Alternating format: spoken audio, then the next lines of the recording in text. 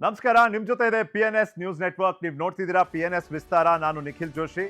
ಯಾವುದೇ ಒಂದು ವಿಷಯದಲ್ಲಿ ನಿರ್ಧಾರ, ಪರಿಹಾರ, ಕಲಿಕೆ, ತಿಳುವಳಿಕೆ ಸಿಗಬೇಕಾದ್ರೆ ಆ ವಿಷಯದ ಬಗ್ಗೆ ಒಂದು ಒಳ್ಳೆ ಚರ್ಚೆ ಆಗಬೇಕು. ಒಂದು ಒಳ್ಳೆ ಚರ್ಚೆ ಯಾವಾಗ ಆಗುತ್ತೆ ಅಂದ್ರೆ ಅರ್ಥಪೂರ್ಣ, ಜನಕೇಂದ್ರಿತ ಪ್ರಶ್ನೆಗಳನ್ನ ಕೇಳಿದಾಗ. ಆ ಉದ್ದೇಶದ ಜೊತೆ ನಿಮ್ಮ ಮುಂದೆ ತಂದಿದ್ದೀನಿ ಟು ದ ಪಾಯಿಂಟ್. ಸ್ವಾಗತ ನಿಮಗೆ. ಸೈದ್ಧಾಂತಿಕ ವಿಚಾರಗಳು, ಸೈದ್ಧಾಂತಿಕ ಹೋರಾಟ ಅದು ಕೇವಲ ರಾಜಕೀಯ ಪಕ್ಷಗಳಿಗೆ ಸೀಮಿತವಾದಂತಹ ವಿಷಯ ಆಗಿಲ್ಲ. ಇದು ನಮ್ಮ ದಿನನಿತ್ಯ ಜೀವನವನ್ನ ಒಂದಲ್ಲ ಒಂದು ರೀತಿ ಸಣ್ಣದಾಗಿಯೋ ದೊಡ್ಡದಾಗಿಯೋ ಯಾವುದೋ ಒಂದು ಪ್ರಮಾಣದಲ್ಲಿ ಪ್ರಭಾವಿಸುವಂತ ವಿಷಯಗಳಾಗಿ ಪರಿಣಮಿಸಿದೆ ಅಂದ್ರೆ ನೀವು ಇವತ್ತು ಒಪ್ಪಲೇಬೇಕಾಗ್ತದೆ. ಒಂದು ಪ್ರದೇಶದ ಸಂಸ್ಕೃತಿ, ಅಲ್ಲಿನ ಒಂದು ಬದುಕಿನ ವಾತಾವರಣ ಮತ್ತೆ ಅಲ್ಲಿನ ಜನರ ಆಲೋಚನೆಯನ್ನ ರೂಪಿಸೋದೆ ಯಾವ ಸರ್ಕಾರ ಇದೆ ಅದರ ಆಡಳಿತದ ವೈಖರಿ. ಆ ಸರ್ಕಾರ ಗೆದ್ದು ಬರೋದಕ್ಕೆ ಉಪಯೋಗಿಸ್ಕೊಳ್ಳುವಂಥದ್ದು ಹತ್ತಾರು ಮಾರ್ಗಗಳ ನಡುವೆ ಒಂದು ಪ್ರಮುಖ ಕಾರಣ ಅಥವಾ ಒಂದು ಪ್ರಮುಖ ವೇದಿಕೆ ಅಂದ್ರೆ ಅದು ಸಿದ್ಧಾಂತ. ಇವತ್ತಿನ ದಿನ ಕರ್ನಾಟಕವನ್ನು ಸೇರಿದಂತೆ ಇಡೀ ದೇಶದಲ್ಲೇ ಒಂದು ಸೈದ್ಧಾಂತಿಕ ಹೋರಾಟ ನಡೀತಿರೋದು ನಿಜ. ಆ ಒಂದು ಹೋರಾಟದ ಒಂದು ಅಂಶ, ಒಂದು ಭಾಗವನ್ನ ನಾವು ಕರ್ನಾಟಕದಲ್ಲೂ ಕೂಡ ವೀಕ್ಷಣೆ ಮಾಡ್ತಿದ್ದೇವೆ. ಇದರ ಮುಂಚೂಣಿಯನ್ನ ಅಥವಾ ಮುಂದಾಳತ್ವವನ್ನ ವಹಿಸಿರುವಂಥದ್ದು ರಾಜ್ಯದ ಇಂದಿನ ಗೃಹ ಸಚಿವರಾದ ಪ್ರಿಯಾಂಕ್ ಖರ್ಗೆ ಅವರು. ಆದ್ರೆ ಅವರು ಗೃಹ ಸಚಿವರು ಆಗಿದ್ದಾರೆ ಅಂತ ಈ ಒಂದು ಜವಾಬ್ದಾರಿಯನ್ನ ಅಥವಾ ಸ್ಥಾನವನ್ನ ಪಡ್ಕೊಂಡಿದ್ದಾರೋ ಅಥವಾ ಅವರ ಸೈದ್ಧಾಂತಿಕ ಬೆಂಬಲಿಗರನ್ನ ತೃಪ್ತಿಪಡಿಸ್ಲಿಕ್ಕೆ ಮತ್ತೆ ತಮ್ಮ ಸೈದ್ಧಾಂತಿಕ ಬದ್ಧತೆಯನ್ನ ಸಾಬೀತುಪಡಿಸ್ಲಿಕ್ಕೆ ಹೀಗೆ ಮಾಡ್ತಿದ್ದಾರೋ ಪ್ರಶ್ನೆ ಆಗುಳಿದಿದೆ. ಒಬ್ಬ ರಾಜಕಾರಣಿ ಒಂದು ಸೈದ್ಧಾಂತಿಕ ಹೋರಾಟವನ್ನ ಮಾಡಬೇಕಾದ್ರೆ ರಾಜಕೀಯ ಲೇಪನವನ್ನ ಹೊರತುಪಡಿಸಿ ಮಾಡೋದು ಅಸಾಧ್ಯ. ಆದ್ರೆ ಈ ಬಾರಿ ಅವರು ಪಡ್ಕೊಂಡಿರುವಂತಹ ಒಂದು ಸ್ಥಾನ ಅವರಿಗೆ ಈ ಒಂದು ಅವಕಾಶವನ್ನ ಕೂಡ ಕೊಟ್ಟಿದೆ. ಅವರ ಸೈದ್ಧಾಂತಿಕ ಬದ್ಧತೆಯನ್ನ ಸಾಬೀತುಪಡಿಸೋದರ ಜೊತೆಗೆ ಅವರು ಇದನ್ನ ಒಂದು ತಾರ್ಕಿಕ ಅಂತ್ಯಕ್ಕೆ ತಲುಪಿಸುವಂತ ಕ್ರಮಕ್ಕೆ ಮುಂದಾಗ್ತಾರಾ ಅನ್ನೋ ಒಂದು ಪ್ರಶ್ನೆಯನ್ನ ಕೂಡ ನಮ್ಮ ಮುಂದೆ ತಂದಿದೆ ಇವತ್ತಿನ ಚರ್ಚೆಯ ವಿಷಯ. ಸಂಘ ಭಂಗ ಅಂದ್ರೆ ಭಂಗ ಆಯ್ತಾ ಅಂತ ನಾವು ಕೇಳ್ತಿದ್ದೀವಿ.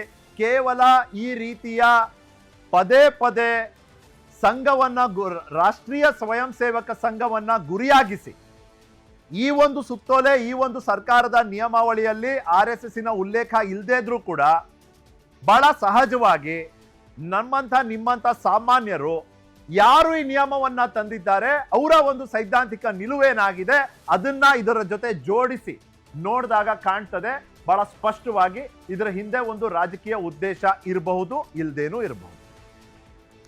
ಇದೆ ಅಂತ ಹೇಳಲಿಕ್ಕೆ ಒಂದಷ್ಟು ಕಾರಣ, ಇಲ್ಲ ಅಂತ ಹೇಳಲಿಕ್ಕೆ ಮತ್ತೊಂದಷ್ಟು ಕಾರಣ. ಇವತ್ತಿನ ಚರ್ಚೆಯ ಅವಧಿಯಲ್ಲಿ ಇದನ್ನ ಒಂದು ತಾರ್ಕಿಕ ದಾರಿಯಲ್ಲಾದ್ರೂ ತಗೊಂಡು ಹೋಗೋಣ ಅಂತ. ಅಂದ್ರೆ ಅಂತ್ಯ ಈ ಒಂದು ಚರ್ಚೆಯಲ್ಲಿ ಆಗ್ಲಿಕ್ಕಿಲ್ಲ, ಆದ್ರೆ ಈ ಒಂದು ಆಲೋಚನೆ, ಈ ನಿಯಮಾವಳಿಗಳ ಪಟ್ಟಿ, ಇದ್ರ ಹಿಂದೆ ಇರುವಂತಹ ಒಂದು ತರ್ಕ, ಅದ್ರ ಸುತ್ತಮುತ್ತಲೂ ಆವರಿಸ್ಕೊಂಡಿರುವಂತಹ ರಾಜಕಾರಣ, ಬರ್ತಿರುವಂತಹ ವಾದ ವಿವಾದ, ಟೀಕೆ ಪ್ರತಿ ಟೀಕೆ, ಇದೆಲ್ಲವನ್ನು ನೋಡಿ ನಾವು ಈ ಕಾರ್ಯಕ್ರಮದ ಕೊನೆಯಲ್ಲಿ ನಿಮ್ಮ ವಿವೇಚನೆಗೆ ಬಿಡ್ತೀವಿ ಈ ಒಂದು ಪ್ರಕರಣ ಯಾವ ದಿಕ್ಕಲ್ಲಿ ಸಾಗ್ತಿದೆ ಅಂತ ನಿರ್ಧರಿಸೋದಕ್ಕೆ. ಅಷ್ಟಕ್ಕೂ ಇವತ್ತು ತಂದಿರುವಂತಹ ಒಂದು ನಿಯಮಾವಳಿ ಏನ್ ಹೇಳ್ತದೆ ಅಂದ್ರೆ, ಮುಂದಿನ ದಿನಗಳಲ್ಲಿ ಸರ್ಕಾರಿ ಶಾಲೆಗಳು, ಸರ್ಕಾರಕ್ಕೆ ಸಂಬಂಧಪಟ್ಟಂತ ಯಾವುದೇ ಸಾರ್ವಜನಿಕ ಸ್ವತ್ತಿನ ಆವರಣದಲ್ಲಿ ಒಂದು ಕಾರ್ಯಕ್ರಮ ಆಯೋಜನೆ ಆಗಬೇಕು ಅಂದ್ರೆ ಅದಕ್ಕೆ ಅನುಮತಿ ನೀಡಲೇಬೇಕು, ಅನುಮತಿ ಕೋರಲೇಬೇಕು. ಆ ಅನುಮತಿಯನ್ನ ಕೊಡುವಂತಹ ಅಧಿಕಾರವನ್ನ ಆ ಒಂದು ಜಿಲ್ಲೆಯ ಜಿಲ್ಲಾಧಿಕಾರಿಗೆ ನೀಡಲಾಗುತ್ತೆ. ಆ ಜಿಲ್ಲಾಧಿಕಾರಿ ನಮ್ಮೆಲ್ರಿಗೂ ಗೊತ್ತಿರೋ ಹಾಗೆ ಸರ್ಕಾರದ ಅಧೀನದಲ್ಲಿ ಕೆಲಸ ಮಾಡುವಂಥದ್ದು. ಹಾಗಾಗಿ ಆ ಜಿಲ್ಲಾಧಿಕಾರಿ ಸರ್ಕಾರದ ನಿಲುವೇನಾಗಿರುತ್ತೆ ಅದನ್ನ ಅಲ್ಲಿ ಪ್ರತಿಬಿಂಬಿಸ್ತಾರೆ ಅಂತ ಅನ್ಕೊಂಡ್ರೆ ತಪ್ಪಾಗ್ಲಿಕ್ಕಿಲ್ಲ. ಅದು ಪ್ರತಿಯೊಂದು ಪ್ರಕರಣದಲ್ಲೂ ಹಾಗೆ ಆಗ್ಬೇಕು ಅಂತಿಲ್ಲ, ಬಟ್ ಹಾಗಾಗುವಂತ ಸಾಧ್ಯತೆಗಳು ಜಾಸ್ತಿ ಅಂತ ನಾವು ನೆನ್ಪಿಟ್ಕೊಳ್ಬೇಕಾಗ್ತದೆ. ಇವತ್ತು ನಿಷೇಧವನ್ನ ತಂದಿರೋದು RSS ಮೇಲೆ ಅಲ್ಲ, ಬಹಳ ಸ್ಪಷ್ಟವಾಗಿ ಮತ್ತೊಮ್ಮೆ ನಿಷೇಧವನ್ನ ತಂದಿರೋದು RSS, ಪ್ರತ್ಯೇಕವಾಗಿ RSS ಸಂಘಟನೆ ಮೇಲೆ ಅಲ್ಲ. ಯಾವುದೇ ಒಂದು ಸಂಘಟನೆ ಸರ್ಕಾರದ ಒಂದು ಸ್ವತ್ತಿನ ಆವರಣದಲ್ಲಿ ಕಾರ್ಯಕ್ರಮವನ್ನ ಆಯೋಜನೆ ಮಾಡುತ್ತೆ ಅಂದ್ರೆ ಅದು RSS ಆಗ್ಲಿ ಅಥವಾ ಜಮಾತೆ ಇಸ್ಲಾಮಿ ಹಿಂದೆ ಆಗ್ಲಿ ಮಾಡುತ್ತೆ ಅನ್ನೋದಾದ್ರೆ ಅನುಮತಿಯನ್ನ ಕೋರ್ಬೇಕು. ಇಲ್ಲಿವರೆಗೂ ನಡ್ಕೊಂಡು ಬಂದಂತ ಒಂದು ಪ್ರಕ್ರಿಯೆ ಏನಿತ್ತು ಅದನ್ನ ಒಂದು ರೀತಿ ಮಾರ್ಪಾಡು ಮಾಡುವಂತ ಪ್ರಯತ್ನದಲ್ಲಿ ಪ್ರಿಯಾಂಕ್ ಖರ್ಗೆ ಅವರು ಇವತ್ತು ತಂದಿರೋದು ನಿಷೇಧ ಕೇವಲ ಕಾರ್ಯಕ್ರಮ ಆಯೋಜನೆ ಬಗ್ಗೆ. ಆದ್ರೆ ಕಾಂಗ್ರೆಸ್ ಸರ್ಕಾರ ಕೇಂದ್ರದಲ್ಲಿದ್ದಾಗ ಇಲ್ಲಿಯವರೆಗೂ 3 ಬಾರಿ ಆ ಸಂಘಟನೆ ಮೇಲೇನೆ ನಿಷೇಧವನ್ನ ನಿರ್ಬಂಧವನ್ನ ತರುವಂತ ಪ್ರಯತ್ನ ಮಾಡ್ತು. 1 ಬಾರಿ 16 ತಿಂಗಳು, ಇನ್ 2 ಬಾರಿ 1-2 ವರ್ಷದ ಅವಧಿಯಲ್ಲಿ ಅವರ ನಿರ್ಧಾರವನ್ನ ವಾಪಸ್ ಪಡಿಬೇಕಾಯ್ತು ಅಥವಾ ರದ್ದಾಯ್ತು.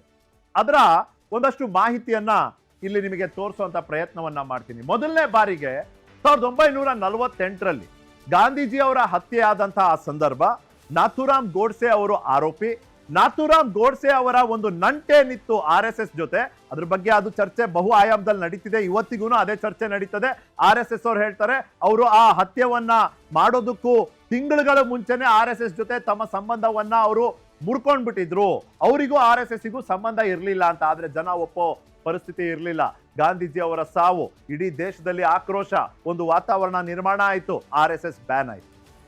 16 ತಿಂಗಳಲ್ಲಿ ಅದನ್ನ ವಾಪಸ್ ಪಡೆದು RSS ಮತ್ತೊಮ್ಮೆ ಮುಖ್ಯವಾಹಿನಿಯ ಒಂದು ಸಂಘಟನೆಯಾಗಿ ಗುರುತಿಸ್ಕೊಳ್ಳಿ. 2ನೇ ಬಾರಿ ಬ್ಯಾನ್ ಆಗಿದ್ದು 1948 ಆದ್ಮೇಲೆ 2ನೇ ಬಾರಿ 1975ರಲ್ಲಿ ತುರ್ತು ಪರಿಸ್ಥಿತಿಯನ್ನ ಹೇರಿದಾಗ ಈ ದೇಶದ ಮೇಲೆ, ಅವತ್ತಿನ ದಿನ ಪ್ರಧಾನಿ ಇದ್ದಿದ್ದು ಇಂದಿರಾ ಗಾಂಧಿ. ಪ್ರಜಾಪ್ರಭುತ್ವದ ಇತಿಹಾಸದಲ್ಲಿ ಒಂದು ಕರಾಳ ಯುಗ ಅಥವಾ ಒಂದು ಕರಾಳ ಹಂತ ಅಂತಾನೆ ಕರೆಯಲಾದಂತ ಆ ತುರ್ತು ಪರಿಸ್ಥಿತಿಯ ಸಂದರ್ಭದಲ್ಲಿ RSS ಅವತ್ತಿನ ಸರ್ಕಾರದ ವಿರುದ್ಧ ಸಂಘಟಿತವಾದ ಹೋರಾಟ ಮಾಡ್ತಿತ್ತು. ಆದರೆ ಅದು ಅವತ್ತಿನ ಸರ್ಕಾರಕ್ಕೆ ಒಪ್ಪಿಗೆ ಇರಲಿಲ್ಲ ಅನ್ನೋ ಕಾರಣಕ್ಕೆ ನಿರ್ಬಂಧ ನಿಷೇಧವನ್ನ ಹೇರಲಾಯಿತು. ಮತ್ತೊಮ್ಮೆ ಅದನ್ನ ಹಿಂಪಡೆಯಲಾಯಿತು. 3ನೇದು 1992ರಲ್ಲಿ ಬಾಬ್ರಿ ಮಸ್ಜಿದ್ ಪ್ರಕರಣ ನಡೆದಾಗ, ಆ ಒಂದು ಪ್ರಕರಣದಲ್ಲಿ ಸಾವಿರಾರು ಸಂಖ್ಯೆಯಲ್ಲಿ ಸಂಘ ಪರಿವಾರದ ಸದಸ್ಯರು ಬೇರೆ ಬೇರೆ ರಾಜ್ಯಗಳಿಂದ ಬಂದು ಉತ್ತರ ಪ್ರದೇಶ ಅಯೋಧ್ಯೆಯಲ್ಲಿ ಅವರು ಆ ಒಂದು ಕಾರ್ಯಾಚರಣೆಯಲ್ಲಿ ಭಾಗವಹಿಸಿದ್ರು ಅನ್ನೋ ಕಾರಣಕ್ಕಾಗಿ ಅವತ್ತಿನ ದಿನ RSS ಬ್ಯಾನ್ ಮಾಡಲಾಯಿತು. 2 ವರ್ಷದ ನಂತರ ಒಂದು ಟ್ರೈಬ್ಯುನಲ್ ಮೂಲಕ ಆ ಬ್ಯಾನ್ ಆದೇಶವನ್ನ ರದ್ದುಪಡಿಸಲಾಯಿತು. ಇದು RSS ಮತ್ತೆ ನಿಷೇಧದ ಒಂದು ಇತಿಹಾಸ ಮತ್ತು ಸಂಬಂಧ. ಈ ಬಾರಿ ಅವರು RSS ಬ್ಯಾನ್ ಮಾಡಲಿಕ್ಕೆ ಮುಂದಾಗಲಿಲ್ಲ. ಇನ್ಫ್ಯಾಕ್ಟ್ ಇದಕ್ಕೂ ಮುಂಚೆ ಪ್ರಿಯಾಂಕ್ ಖರ್ಗೆ ಅವರು ನಡೆಸಿದಂತ ದಾಳಿ RSS ಮೇಲೆ ಯಾವ ರೀತಿ ಇತ್ತು ಅಂದ್ರೆ, ಇದು ಒಂದು ನೋಂದಾಯಿತ ಸಂಘಟನೆನೇ ಅಲ್ಲ, ಇದು ನೋಂದಣಿ ಆಗದೆ ಇರುವಂತ ಸಂಘಟನೆ, ನಾವು ಇದಕ್ಕೆ ಹೇಗೆ ಮಾನ್ಯತೆ ಕೊಡೋದು? ಯಾವ ಕಾರಣಕ್ಕಾಗಿ ನೀವು ಕಾರ್ಯಕ್ರಮವನ್ನ ಆಯೋಜನೆ ಮಾಡ್ತೀರಿ? ನಿಮಗೆ ದುಡ್ಡು ಕಾಸು ಎಲ್ಲಿಂದ ಬರ್ತದೆ? ನಿಮಗೆ ದೇಣಿಗೆ ಕೊಡೋರಾದ್ರೂ ಯಾರು? ಹೇಗೆ ನೀವು ಇದೆಲ್ಲ ಕಾರ್ಯಕ್ರಮಗಳನ್ನ ಆಯೋಜನೆ ಮಾಡಲಿಕ್ಕೆ ಸಾಧ್ಯ? ಒಂದು ನೋಂದಣಿ ಆಗದೆ ಇರೋ ಸಂಸ್ಥೆಯಾಗಿ ಇದೆಲ್ಲ ಮಾಡಲಿಕ್ಕೆ ಹೇಗೆ ಸಾಧ್ಯ? ಈ ರೀತಿ 10 ಪ್ರಶ್ನೆಗಳನ್ನ ಕೇಳಿ RSSನ ಸರಸಂಘ ಚಾಲಕರಾದ ಮೋಹನ್ ಭಾಗವತ್ ಅವರಿಗೆ ಒಂದು ಪತ್ರವನ್ನ ಕೂಡ ಬರೀತಾರೆ. ಆ ಪತ್ರದಲ್ಲಿ ಪ್ರಶ್ನೆ ಕೇಳ್ತಾರೆ, ಯಾಕೆ ನೀವು ನೋಂದಣಿ ಮಾಡ್ಕೊಂಡಿಲ್ಲ, ಮಾಡ್ಕೊಳ್ಳಿ, ಹಾಗೆ ಹೀಗೆ ಅಂತ ಎಲ್ಲ ಬರೀತಾರೆ. ಪ್ರಶ್ನೆಗಳು ಕೇಳಿ ಬರೀತಾರೆ. ಆ ಪತ್ರಕ್ಕೆ ಇವತ್ತವರೆಗೂ ಉತ್ತರ ಬರಲಿಲ್ಲ. ನಿನ್ನೆ ಮೊನ್ನೆನೂ ಮೀಡಿಯಾ ಮಾಧ್ಯಮಗಳ ಜೊತೆ ಮಾತನಾಡಬೇಕಾದ್ರೆ ಪ್ರಿಯಾಂಕ್ ಖರ್ಗೆ ಅವರು ಇದನ್ನ ಉಲ್ಲೇಖ ಮಾಡ್ತಾರೆ. ಈ ಬಾರಿ ಬಹಳ ಒಂದು ಜಾಣ್ಮೆಯಿಂದ ಪ್ರಿಯಾಂಕ್ ಖರ್ಗೆ ಅವರು ಎಲ್ಲ ಸಂಘಟನೆಗಳಿಗೂ ಅನ್ವಯಿಸುವಂತೆ ಒಂದು ಸಾರ್ವತ್ರಿಕ ರೂಪದ ಭಾಷೆಯನ್ನು ಬಳಸಿ ಈ ಸುತ್ತೋಲೆಯನ್ನ ಹೊರಡಿಸಿದ್ದಾರೆ. ಆದರೆ ರಾಜಕೀಯ ವಿಶ್ಲೇಷಕರು ಇದನ್ನ ನೋಡುವಂತಹ ದೃಷ್ಟಿಕೋನ ಸ್ಲೈಟ್ಲಿ ಬೇರೆ ಇದೆ. ಅವ್ರು ಏನ್ ಹೇಳ್ತಾರೆ, ಈ ಪ್ರಶ್ನೆಗಳ ಮೂಲಕ ನಾವು ಅದನ್ನ ನೋಡೋಣ. ಈ ಒಂದು ಚರ್ಚೆ 10 ಆಯಾಮಗಳಲ್ಲಿ ಬೆಳೀತಿರುವಂತಹ ಈ ಸಂದರ್ಭದಲ್ಲಿ ಒಂದು ವ್ಯಾಪ್ತಿಯನ್ನ ನಿರ್ಧಾರ ಮಾಡಬೇಕು. ವಿಸ್ತೃತವಾಗೇ ಇರಲಿ ಚರ್ಚೆ, ಆದ್ರೆ ವಿಸ್ತಾರಕ್ಕೂ ಒಂದು ಮಿತಿ ಇರಲಿ ಅನ್ನೋ ಕಾರಣಕ್ಕೆ ಈ ನಿರ್ದಿಷ್ಟ ಪ್ರಶ್ನೆಗಳನ್ನ ನಾವು ನೋಡ್ತಾ ಹೋಗೋಣ. ರಾಜ್ಯ ಸರ್ಕಾರದ ನಿರ್ಬಂಧ ನಿಯಮ RSS ಉಲ್ಲೇಖಿಸದಿದ್ದರೂ ಸಂಘವನ್ನೇ ಗುರಿಯಾಗಿಸಿ ತಂದ ನಿಯಮ ಎನ್ನಲು ಕಾರಣವೇನು? ಇದಕ್ಕೆ ಅವರ ಸೈದ್ಧಾಂತಿಕ ಹಿನ್ನೆಲೆ, ಇಲ್ಲಿವರೆಗಿನ ಸೈದ್ಧಾಂತಿಕ ನಿಲುವು, ಅವ್ರು ಆಡುವಂತಹ ಮಾತು, ಮಾಡುವಂತಹ ಕೆಲಸ ಎಲ್ಲಾನು ಒಂದು ರೀತಿ ಒಂದು ಪಾತ್ರವನ್ನ ನಿಭಾಯಿಸಿರ್ತದೆ.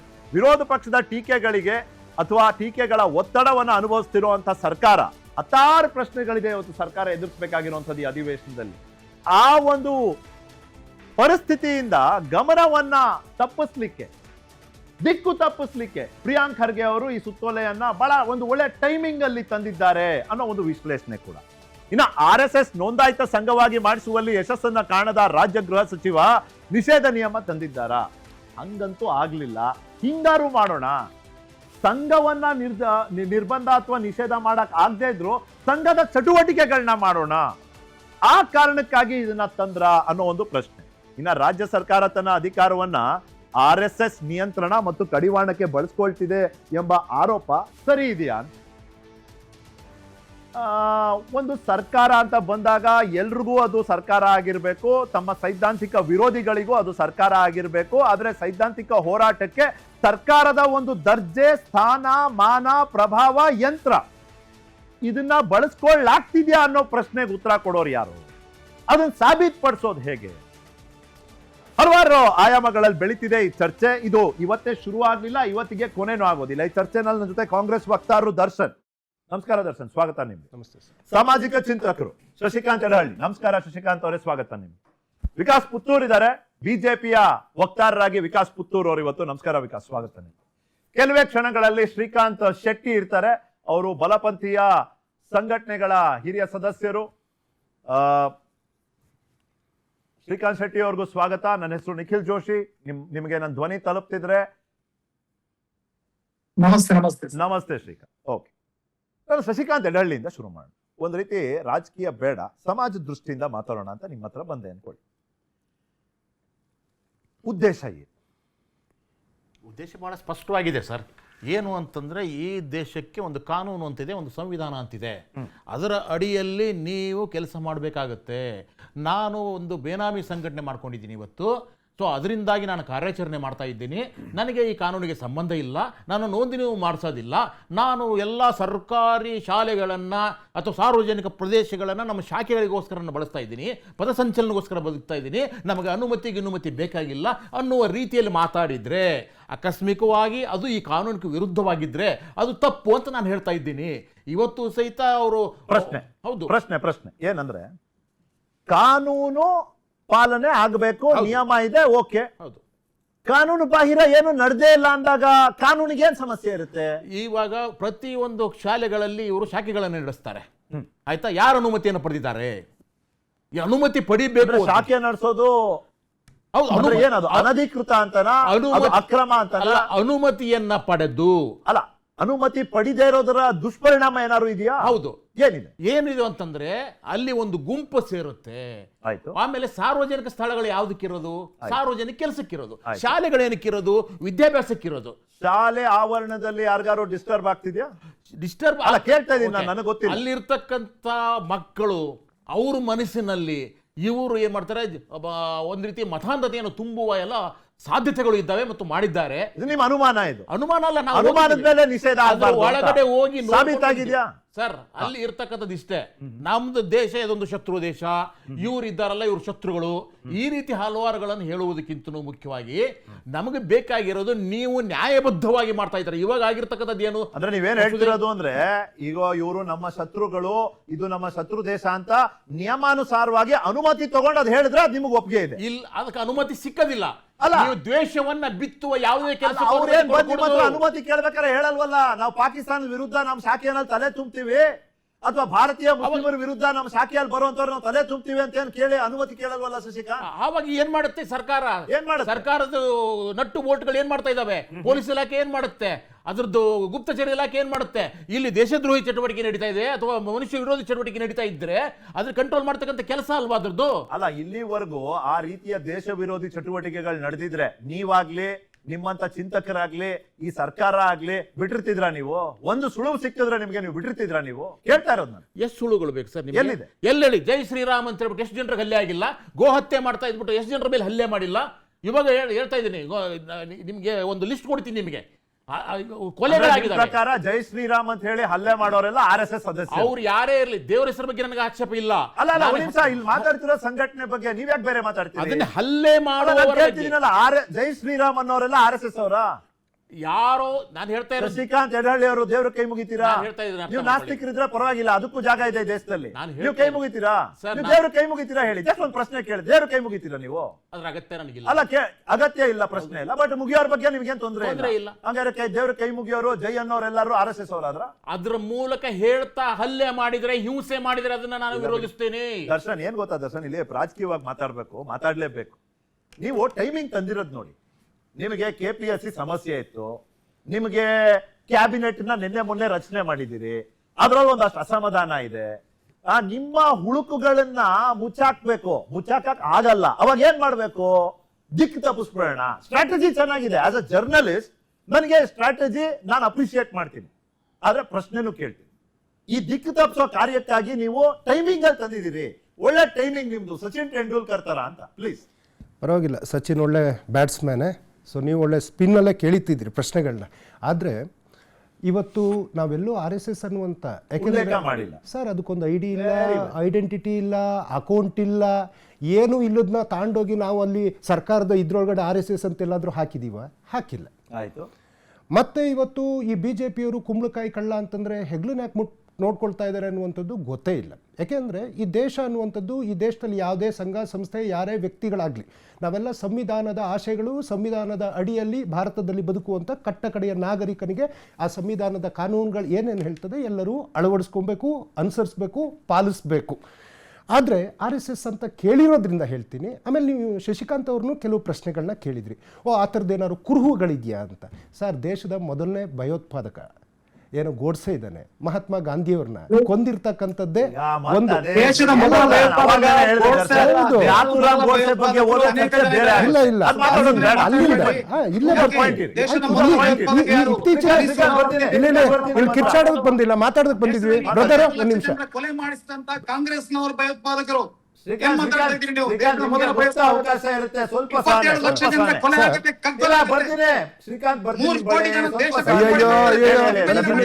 ಸರ್, ಇವಾಗ ಇತ್ತೀಚಿನ ಬೆಳವಣಿಗೆಗಳನ್ನೇ ನಾನು ಹೇಳ್ತಾ ಹೋಗ್ತೀನಿ ಸರ್. ದಾಬೋಳ್ಕರ್ ಆಗಿರ್ಬೋದು, ಗೌರಿ ಆಗಿರ್ಬೋದು, ಕಲಬುರ್ಗಿ ಆಗಿರ್ಬೋದು, ಪನ್ಸಾರೆ ಆಗಿರ್ಬೋದು, ಇವರಗಳ ಹತ್ಯೆಗಳನ್ನ ಯಾರು ಯಾವ ಹಿನ್ನೆಲೆ ಇದ್ದವರು ಮಾಡಿದ್ರು, ಅಥವಾ ಮಾಲೆಗಾಂವ್ ಸ್ಫೋಟ ಆಯ್ತಲ್ಲ ಸರ್, ಪ್ರಜ್ಞಾ ಸಾಧ್ವಿಗೆ ಹ್ಯಾಂಗ್ ಮಾಡಬೇಕು ಅಂತಾನೆ ಕೋರ್ಟ್ ಡಿಸಿಷನ್ಗಳು ಕೊಟ್ಟಿತ್ತು. ಇತ್ತೀಚೆಗೆ ಖುಲಾಸೆ ಅಂತ ಇವತ್ತಿನ ಏನೇನು ಕಾನೂನು ವ್ಯವಸ್ಥೆಗಳು ನಡೀತಾ ಇದೆ ಅದು ಸಹ ಗೊತ್ತಿದೆ. ಹಾಗಾಗಿ ನಾನು ಮೊದಲೇ ಉಲ್ಲೇಖ ಮಾಡಿದ ಶ್ರೀಕಾಂತ್ ಪುರೋಹಿತನ್ನ ಖುಲಾಸೆ ಮಾಡಿದ್ ಯಾವ ಕಾರಣ? ಒಂದ್ ನಿಮಿಷ.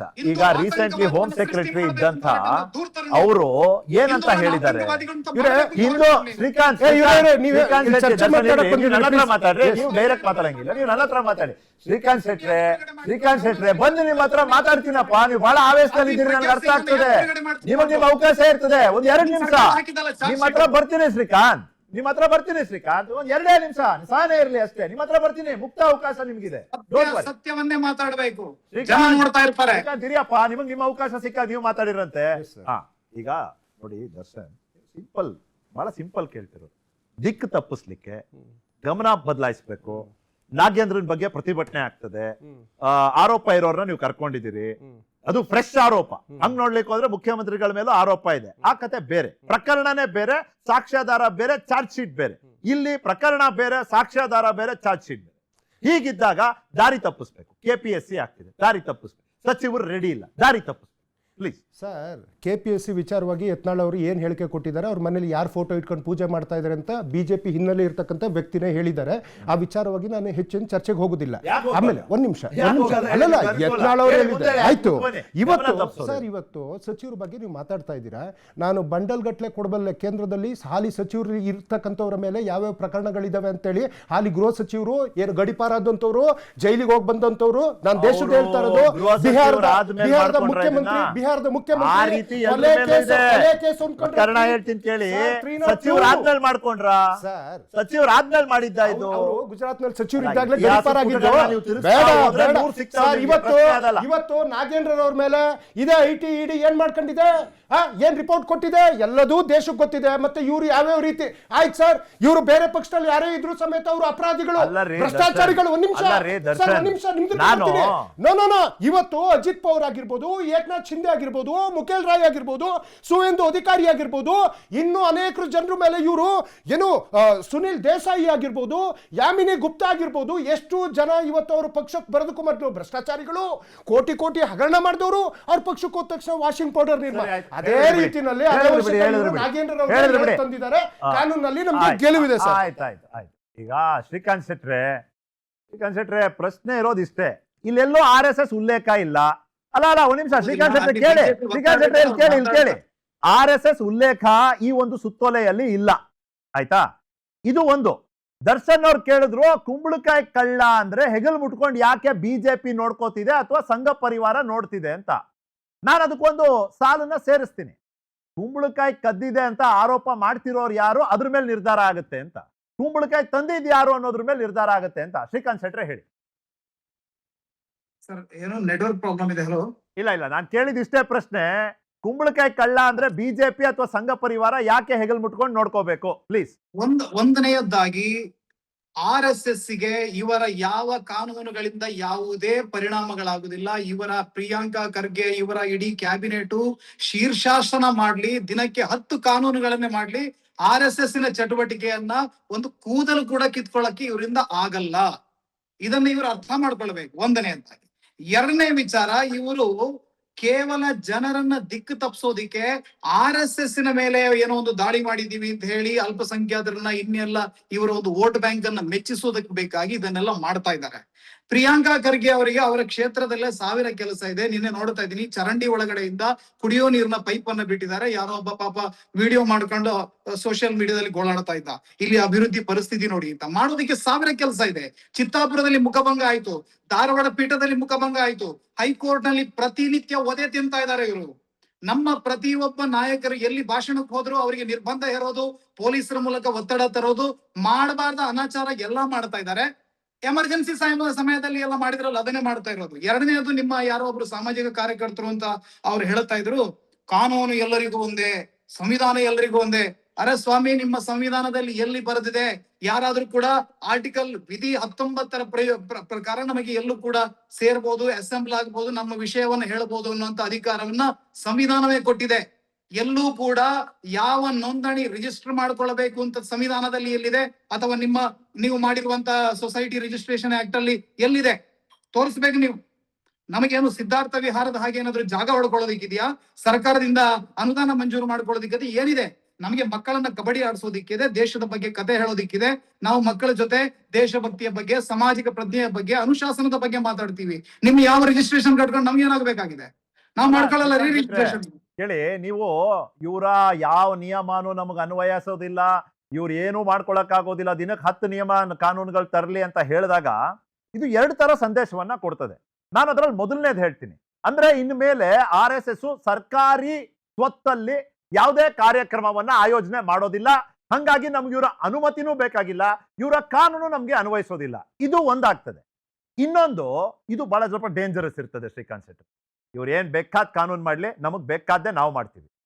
ಹೀಗಂದ್ಬಿಟ್ರೆ ಯಾವ ಚಿತ್ರಣವನ್ನ ನೀವು ಬಿಂಬಿಸ್ತಿದ್ದೀರಿ ಸಮಾಜದ ಮುಂದೆ? ಪ್ಲೀಸ್, ನೀವು ಹೇಳ್ತಿದ್ದೀರಿ ಸರ್ಕಾರದ ಯಂತ್ರ ತಂತ್ರ, ಪ್ರಭಾವ, ಸ್ಥಾನ, ಮಾನ ಎಲ್ಲ ಬಳಸಿ RSS ನ ಗುರಿಯಾಗಿಸ್ತಿದೆ ಅನ್ನೋದು ನಿಮ್ಮ ಪಕ್ಷದ ನಿಲುವಾಗಿದೆ. ಸರ್, ಗೃಹ ಸಚಿವರಾಗಲಿಕ್ಕೆ ಅರ್ಹತೆ ಏನು ಅವರಿಗೆ ಅಂತ ಕೇಳಿದ್ರೆ, ಕಾಂಗ್ರೆಸ್ ಪಕ್ಷದ ಒಳಗೆ ಇವರು RSS ಅನ್ನು ಬೈತಾರೆ. ಇದೇ ಅರ್ಹತೆ ಅವರಿಗೆ, ಇದು ಬಿಟ್ಟರೆ ಬೇರೆ ಏನೂ ಅರ್ಹತೆ ಇಲ್ಲ. ಪ್ರಿಯಾಂಕಾ ಖರ್ಗೆ ಅವರಿಗೆ ಸಚಿವರಾಗಲಿಕ್ಕೆ ಯಾವ ಅರ್ಹತೆಯೂ ಇಲ್ಲ ಅನ್ನುವಂಥದ್ದು ಚಿತ್ತಾಪುರದಲ್ಲಿರ್ತಕ್ಕಂಥ ಆ ಕ್ಷೇತ್ರದ ಅಭಿವೃದ್ಧಿಹೀನ ಸ್ಥಿತಿ ತೋರಿಸುತ್ತೆ.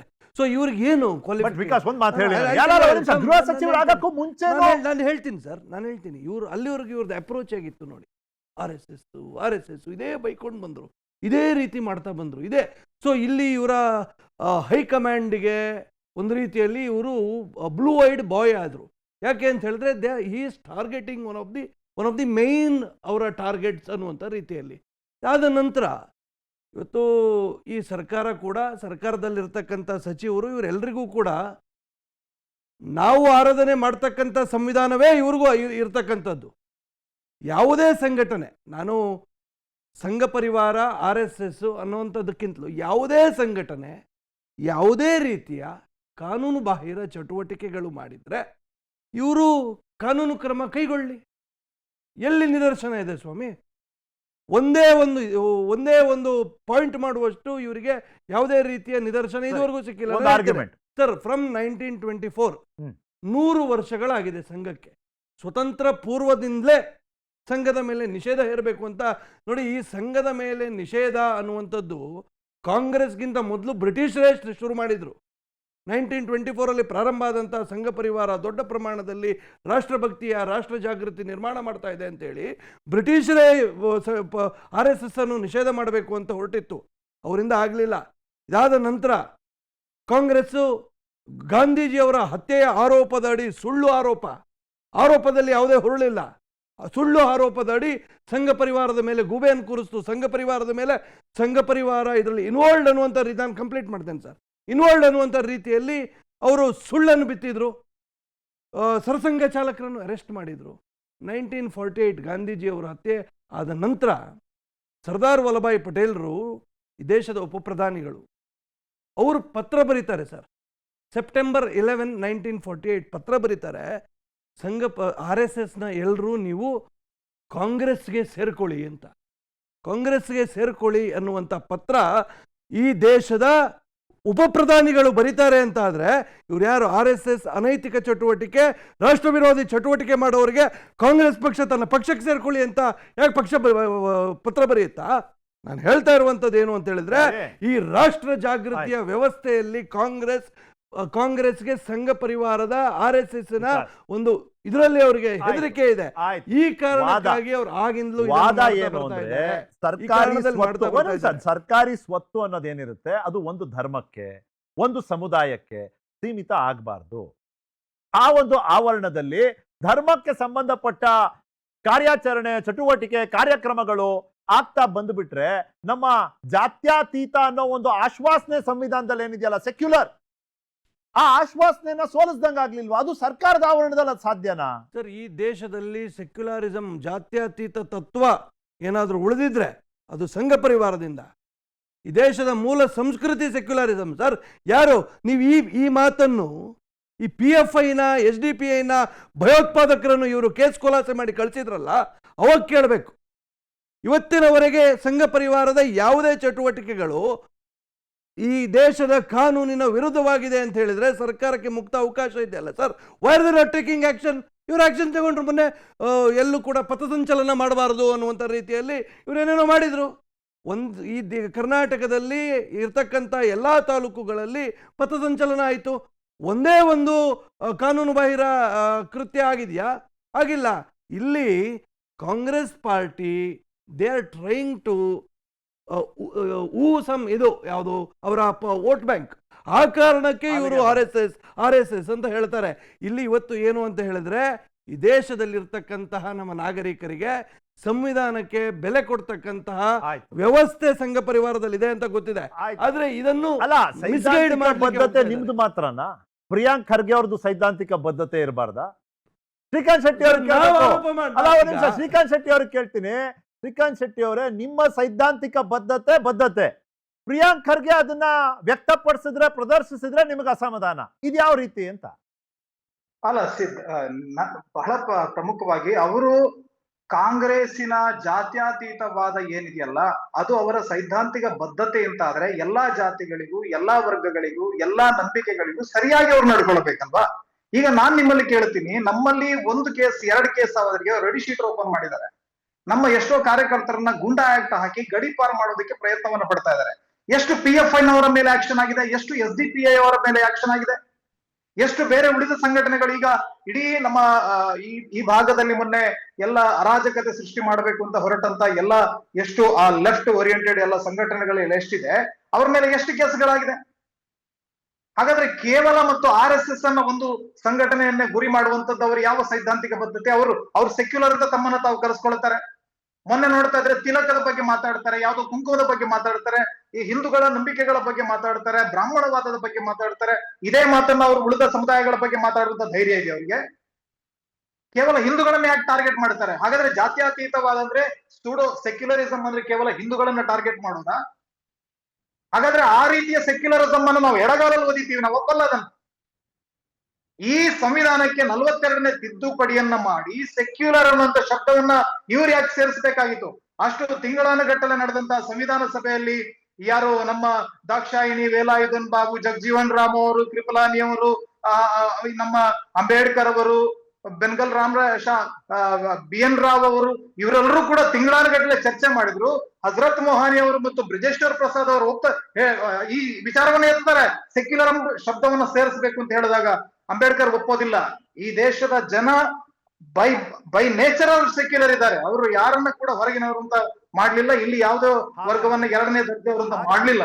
ಶೆಟ್ರೆ, ಆ ಸೆಕ್ಯುಲರ್ ಫ್ಯಾಬ್ರಿಕ್ ಅನ್ನೋದು ಇದೆಯಲ್ಲ, ನಾವು ಅದನ್ನ ಕಾಪಾಡಬೇಕು. ಹೇಗಾಗ್ತದೆ ಇದು? ನೀವು ಒಂದು ಸರ್ಕಾರಿ ಶಾಲೆಯ ಮೈದಾನದಲ್ಲಿ ಒಂದು ಧರ್ಮಕ್ಕೆ ಸಂಬಂಧಪಟ್ಟ ಕಾರ್ಯಕ್ರಮವನ್ನ ಆಯೋಜನೆ ಮಾಡಿದ್ರೆ, ಆ ಒಂದು ಸರ್ಕಾರಿ ಒಂದು ಆಶ್ವಾಸನೆ ಏನಿದೆ, ಸಂವಿಧಾನದ ಮೂಲಕ ಆಯ್ಕೆಯಾಗಿ ಅಧಿಕಾರ ಗ್ರಹಿಸಿದಂತ ಒಂದು ಸರ್ಕಾರದ ಒಂದು ಆದ್ಯತೆ ಅಲ್ವಾ ಸೆಕ್ಯುಲರ್ ವ್ಯಾಲ್ಯೂಸ್ ನ ಎತ್ತಿ ಹಿಡಿಯೋದು? ಒಂದು ಸರ್ಕಾರಿ ಆವರಣದಲ್ಲೇನೆ ಒಂದು ಧಾರ್ಮಿಕ ಕಾರ್ಯಕ್ರಮ ಆಗ್ಬಿಟ್ರೆ ಧಾರ್ಮಿಕ ಕಾರ್ಯಕ್ರಮ ಜಾತ್ಯತೀತ ಹೇಗಾಗ್ತದೆ? ಪ್ಲೀಸ್. ಮತ್ತೆ ಇಫ್ತಾರ್ ಕೂಟ ಹೇಗ್ ಮಾಡ್ತೀರಾ ನೀವು ವಿಧಾನಸಭೆ ಒಳಗಡೆ? ನೀವು ವಿಧಾನಸಭೆ ಒಳಗಡೆ ಇಫ್ತಾರ್ ಕೂಟ ಹೇಗ್ ಮಾಡ್ತೀರಿ? ಶಾಸಕರ ಸಭೆಯಲ್ಲಿ ನೀವು ಇಫ್ತಾರ್ ಕೂಟವನ್ನ ಯಾಕೆ ಆಯೋಜನೆ ಮಾಡ್ತೀರಿ? ಪ್ರತಿ ಬಾರಿ ಚುನಾವಣೆ ಬಂದಾಗ ಮಜಾರ್ಗಳಿಗೆ ಚಾದರ ಚಡಾಯಿಸೋದಕ್ಕೆ ಯಾಕೆ ಹೋಗ್ತೀರಿ? ಈ ದೇಶದ ಅಲ್ಪಸಂಖ್ಯಾತರು ಈ ದೇಶದ ಆಸ್ತಿಯಲ್ಲಿ ಮೊದಲ ಹಕ್ಕು ಅಂತ ಹೇಳಿ ಒಬ್ಬ ಪ್ರಧಾನಮಂತ್ರಿ ಹೇಗೆ ಹೇಳಿಕೆ ಸಿಂಪಲ್ ಆಗಿ ಬರೋದಲ್ವಾ? ಪಕ್ಷ ಆಗಿ ನೀವ್ ಏನ್ ಮಾಡ್ತೀರಾ ಅದು ಒಂದು ಲೆಕ್ಕ, ನೀವು ಸರ್ಕಾರ ಆದ್ಮೇಲೆ ಬೇರೆ ಲೆಕ್ಕ. ಅದು ಪಕ್ಷಕ್ಕೂ ಸರ್ಕಾರಕ್ಕೂ ಬಹಳ ಸ್ಪಷ್ಟ ವ್ಯತ್ಯಾಸ ಇದೆ. ಸೆಕ್ಯುಲರಿಸಂ ಅಂತ ಭಾವಿಸ್ಕೊಂಡಿದ್ದಾರೆ ಇವರು ಅಷ್ಟೇ. ಆಯ್ತು, ಒಂದ್ ಬ್ರೇಕ್ ಹೋಗಿ ಬರ್ತೀನಿ. ಬ್ರೇಕ್ ಆದ್ಮೇಲೆ ಕೇಳ್ಬೇಕಾಗಿರುವಂತದ್ದು, ಪ್ರಿಯಾಂಕ್ ಖರ್ಗೆ ಅವರು ಮಾತಾಡೋ ಭರದಲ್ಲಿ ಏನ್ ಹೇಳ್ಬಿಟ್ರಪ್ಪ ಅಂದ್ರೆ ರಾಮನು ಉತ್ತರ ಕೊಡ್ಬೇಕು, ರಾಮನ ಭಕ್ತರು ಉತ್ತರ ಕೊಡ್ಬೇಕು ಅಂತ. ಹೀಗೆ ಅಂದ್ಬಿಟ್ಟಾಗ ಸೈದ್ಧಾಂತಿಕ ಹೋರಾಟ ಬರೀ ಸಿದ್ಧಾಂತಕ್ಕೆ ನಿಲ್ಲೋದಿಲ್ಲ ಅಂತ. ಈಗ ಶಶಿಕಾಂತ್ ಯಡಹಳ್ಳಿ ಅವರೇ, ವಿಕಾಸ್ ಪುತ್ತೂರ್ ಅವರೇ, ಸಿದ್ಧಾಂತ, ರಾಜಕೀಯ, ಹೋರಾಟ ಅದೆಲ್ಲ ಮಾಡಿ, ಎಲ್ಲ ಯಾರಿಗೂ ತೊಂದರೆ ಇಲ್ಲ. ನೀವು ಮಾಡೋದ್ರಿಂದ ಸಮಾಜಕ್ಕೆ ಒಳ್ಳೇದಾದ್ರೆ, ಒಂದು ಒಳ್ಳೆ ಸುವ್ಯವಸ್ಥೆ, ಒಂದು ಒಳ್ಳೆ ವಾತಾವರಣ ನಿರ್ಮಾಣ ಆದ್ರೆ ನಾವು ನಿಮ್ಮಿಬ್ಬರಿಗೂ ಧನ್ಯವಾದ ಹೇಳ್ತೀವಿ, ಪರ ಇರೋರ್ಗೂ ವಿರೋಧ ಇರೋ. ರಾಮನು ಉತ್ತರ ಕೊಡ್ಬೇಕು, ರಾಮನ್ ಭಕ್ತರು ಉತ್ತರ ಕೊಡ್ಬೇಕು ಅಂದ್ರೆ ಸ್ವಲ್ಪ ಅದು ಟಚಿ ಸಬ್ಜೆಕ್ಟ್ ಆಗ್ಲಿಲ್ವಾ ಶಶಿಕಾಂತ್ ಅವರು? ರಾಮ ಯಾಕೆ ಉತ್ತರ ಕೊಡ್ಬೇಕು? ರಾಮನ ಭಕ್ತರು ಅಂತ ಕೊಡ್ಬೇಕಾ? ಅದನ್ನ ನೀವು ಮಾತಾಡಿ ಅಲ್ಲ, ರಾಮನ್ ಯಾಕೆ ಸೇರಿಸ್ತೀರಿ? ನಾನು ಹೇಳ್ತಾ ಇರೋದು ಸರ್, ಕಾಂಗ್ರೆಸ್ ಆ ಪ್ರಶ್ನೆ ಕೇಳಿ, ಯಾಕಂದ್ರೆ ಅದು ಕಾಂಗ್ರೆಸ್ನವರು ಹೇಳಿದ್ದಾರೆ. ಆದರೆ ನಾನು ಹೇಳ್ತಾ ಇರೋದು, ರಾಮನ ಭಕ್ತರು ಆಕಸ್ಮಿಕವಾಗಿ ಕಾನೂನನ್ನು ಮುರಿದಿದ್ರೆ, ಸಂವಿಧಾನವನ್ನು ಬಾಹಿರವಾದ ಕೆಲಸ ಮಾಡಿದ್ರೆ ಅವ್ರು ಉತ್ತರ ಕೊಡಬೇಕಾಗುತ್ತೆ. ಇವಾಗ ಅವ್ರು ಹೇಳ್ತಾ ಇದ್ರು ರಾಮನ ಭಕ್ತರಿಗೆ ಏನು ವಿಶೇಷ ಕಾನೂನು ಏನಾರು ಅನ್ವಯ ಆಗುತ್ತಾ? ಅವರು ರಾಮನ ಭಕ್ತರು ಅನ್ನೋ ಕಾರಣ ಗೊತ್ತಿರೋ ಹಾಗೆ 2 ಥರ ರಾಮನ ಭಕ್ತರಿದ್ದಾರೆ ಸರ್. ಒಂದು ಹೇ ರಾಮನ ಭಕ್ತರು, ಮಹಾತ್ಮ ಗಾಂಧಿ ಅವ್ರ ಹೇ ರಾಮ ಬೇರೆ, ತುಂಬ ಸಾಫ್ಟು ಮತ್ತು ಅಹಿಂಸಾವಾದಿ. ಇನ್ನೊಬ್ಬ ಜೈ ರಾಮ್ ಅಂತಿದ್ದಾರೆ. ಜೈ ಶ್ರೀರಾಮನ ಭಕ್ತರು ಬೇರೆ. ಜೈ ಶ್ರೀರಾಮ್ ಅಂತ ಹೇಳದೇ ಇದ್ರೆ ಹೊಡಿತೀನಿ ಅನ್ನುವಂಥವ್ರು ಇದಾರಲ್ಲ, ಇದು ಒಂದು ಸ್ವಲ್ಪ. ಸೊ ಆದರೆ 2 ರೀತಿಯಾದಂಥ ರಾಮಂದಿರು, 2 ರೀತಿಯಾದಂಥ ಭಕ್ತಾದಿಗಳು ಇದ್ದಾರೆ. ಆದ್ದರಿಂದ ಭಕ್ತಿ ಅನ್ನೋದು ಮನಸ್ಸುಗಳನ್ನು ಜೋಡಿಸುವ ಕೆಲಸ ಆಗಬೇಕೆ ಹೊರತಾಗಿ ಮನಸ್ಸುಗಳನ್ನು ಒಡೆಯೋ ಕೆಲಸ ಮಾಡಬಾರ್ದು. ಈ ಹೇ ರಾಮು ಅಲ್ಲದೆ, ಜೈ ಶ್ರೀರಾಮು ಅಲ್ಲದೆ, ಜಸ್ಟ್ ರಾಮ ಅನ್ನೋರು ಸರ್, ನಾನು ಹೇಳ್ತಾ ಇರೋದು ರಾಮ ದೇವರು ಅನ್ನೋದು ನಿಮ್ಮ ಅಂತರಂಗದ ಪ್ರತೀಕ ಸರ್. ನಾನು ಹೇಳ್ತಾ ಇರೋ ಬಹಿರಂಗ ಅಲ್ಲ ಅದು. ನಾನು ನನ್ನ ದೇವರನ್ನ ನಾನು ಒಳಗಡೆಗೆ ಇಟ್ಕೊಂಡಿರ್ತೀನಿ ಹೊರತಾಗಿ ಹೊರಗಡೆ ಇನ್ನೊಬ್ಬರ ಮೇಲೆ ಹೇರೋದಿಲ್ಲ. ನನ್ನ ನಂಬಿಕೆಯನ್ನ, 2 ನಿಮಿಷ ಸರ್, ಸಂವಿಧಾನ ನನ್ನ ನಂಬಿಕೆಯನ್ನು ಇಟ್ಕೊಳ್ಳೋಕೆ ಅವಕಾಶ ಕೊಡುತ್ತೆ ಹೊರತಾಗಿ ಮತ್ತೊಬ್ಬರ ಮೇಲೆ ಹೇರಕ್ಕೆ ಅವಕಾಶ ಕೊಡೋದಿಲ್ಲ. ಯಾವತ್ತು ಹೇರೋದಕ್ಕೆ ಬರಲ್ಲ, ಪ್ರತಿಪಾದನೆ ಮಾಡ್ಬೋದಲ್ಲ. ಆದ್ರೆ ಹೇಳ್ತಾ ಇದಾರಲ್ಲ, ಪ್ರತಿಪಾದನೆ ಅಲ್ಲ. ನೀವು ಆಕಸ್ಮಿಕವಾಗಿ ಜೈ ಶ್ರೀರಾಮ್ ಹೇಳಿದ್ರೆ ನಿಮ್ಗೆ ಮೇಲೆ ಹಲ್ಲೆ ಮಾಡ್ತೀನಿ ಅನ್ನೋರು ಇದ್ದಾರೆ ಸರ್. ಅಕಸ್ಮಾತ್ ಹೇಳದೆ ಇದ್ದಿದ್ರೆ ನಿಮ್ಮ ಅಂಗಡಿಗಳನ್ನು ಧ್ವಂಸ ಮಾಡಿದವರು ಇದ್ದಾರೆ ಸರ್. ಅದರ ದೊಡ್ಡ ಒಂದು ಲಿಸ್ಟ್ ಕೊಡ್ತಾ ಇದ್ದೀನಿ. ಸೊ ಆದ್ದರಿಂದ ಇವಾಗ ನಮ್ಮ ಸ್ನೇಹಿತರು ಒಬ್ರು ಹೇಳ್ತಾ ಇದ್ರು ಸರ್, ಅರ್ಧ ಸತ್ಯ ಹೇಳಿದ್ರು ಅವರು. ಏನಂದ್ರೆ ಸಂವಿಧಾನದ ಆರ್ಟಿಕಲ್ 19(1)(b) ಅಂತಿದೆ, ಶಾಂತಿಯುತವಾಗಿ ಸಭೆ ಸೇರುವ ಹಕ್ಕನ್ನು ಕೊಡುತ್ತೆ. ಆದ್ರೆ ಇನ್ನೊಂದು ಪಾರ್ಟ್ ಇದೆ, ಅದು ಏನು ಹೇಳುತ್ತಂದ್ರೆ, ಆದರೆ ಸಾರ್ವಜನಿಕ ಸುವ್ಯವಸ್ಥೆಗಾಗಿ ಸಮಂಜಸ ನಿರ್ಬಂಧಗಳನ್ನು ವಿಧಿಸಬಹುದಾಗಿದೆ. ಅದರಲ್ಲೇ ಹೇಳುತ್ತೆ ಸಾರ್ವಜನಿಕ ಸುವ್ಯವಸ್ಥೆಗಾಗಿ. ಇಲ್ಲಿ ಸುವ್ಯವಸ್ಥೆ ಹಾಳಾಗಿರುವಂತ ಉದಾಹರಣೆ ಅಥವಾ ದೂರು ಹೌದು, ನೋಡಿದ್ದೀರಾ? ಹೌದು. ಈಗ ಇವರು ಹೇಳಿದ್ರು, ಒಂದು ಶಾಲೆಯಲ್ಲಿ ಎಲ್ಲಾ ಧರ್ಮೀಯರು ಇರುತ್ತಾರೆ, ಒಂದು ಧರ್ಮದ ಆಚರಣೆಗಳನ್ನ, ಒಂದು ಧರ್ಮಕ್ಕೆ ಸಂಬಂಧಪಟ್ಟದ್ದನ್ನ ಹೆಚ್ಚು ಹೆಚ್ಚು ಪ್ರತಿ ದಿವಸ ಮಾಡ್ತಾ ಇರುವುದರಿಂದ ಅದು ಸುವ್ಯವಸ್ಥೆಯನ್ನು ಹೋಗುತ್ತೆ. ಆಮೇಲೆ ಅವ್ರ ಮಾತುಗಳಲ್ಲಿ ಇವಾಗ ಒಂದು ನಾನು ಗಮನಿಸಿದೆ, ಹೋಗುತ್ತೆ ಅಂದ್ರೆ ನಿಮ್ ಕಲ್ಪನೆ ಮೇಲೆ ಹೆಂಗ್ ನಿಯಮ ಮಾಡೋದು? ತೋರಿಸಿಯಪ್ಪ ಇಂಥದ್ದು ನೋಡಿ, ಹೇಳಿ ನೀವು ನೋಡಿ. ಹೀಗೆ ಕಲಬುರಗಿಯಲ್ಲಿ ಒಂದು ಸರ್ಕಾರಿ ಶಾಲೆ ಆವರಣದಲ್ಲಿ ಶಾಖೆ ನಡೆಸಿದ್ರು. ಶಾಖೆ ನಡೆಸಿ ಅರ್ಧ ಗಂಟೆ ಆದ್ಮೇಲೆ ಇವರೆಲ್ಲ ಲಾಠಿ ಕೋಲ್ ಹಿಡ್ಕೊಂಡು ಹೋಗಿ ಹಲ್ಲೆ ಮಾಡಿದ್ರು. ಅದು ಅಲ್ಪಸಂಖ್ಯಾತರಿರೋ ಕಡೆ ಹಲ್ಲೆ ಮಾಡಿದ್ದಾರೆ. ನೋಡಿ ಉದಾಹರಣೆ ತೋರಿಸಿ ಅಲ್ಲ ನೀವು. ಸರ್, ನಾನು ಹೇಳ್ತಾ ಇದ್ದೀನಿ, ಬೇಕಾದಷ್ಟು ಉದಾಹರಣೆಗಳಿದ್ದಾವೆ. ಅವ್ರ ಮಾತುಗಳಲ್ಲೇ ಗೊತ್ತಾಗುತ್ತೆ ನಿಮಗೆ. ಬೇಕಾದಷ್ಟು ಅಂತ ಒಂದು ಉಲ್ಲೇಖ ಮಾತುಗಳನ್ನ